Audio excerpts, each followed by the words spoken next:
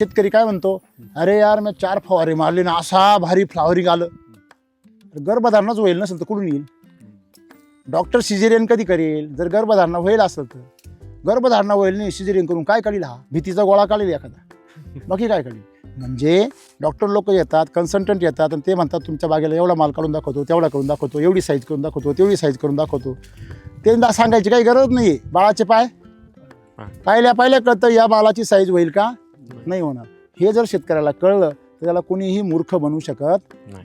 तुम्हाला कळतंय तुमच्या बागेत स्टोरेज नाही आहे, समोरचं तुम्हाला जर सांगतोय का तुला साईज करून देतो, तो साईज करून देईल तुम्हाला, पण तो खोडामधला अख्खं स्टोरेज कशात उतरील? बीजीआर वापरील, दारू पाजील झाडाला, बरोबर आहे की नाही?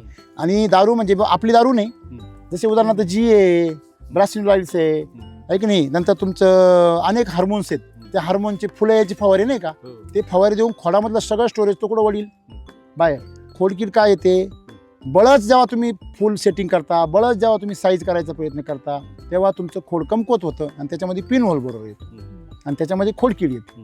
म्हणजे शेवटी सगळा खेळ कशाशी आहे? स्टोरेजची. म्हणजे तुम्ही लक्ष झालं का रेस्ट पिरियडचा बेसल डोस किती महत्वाचा आहे का नाही? या पुढे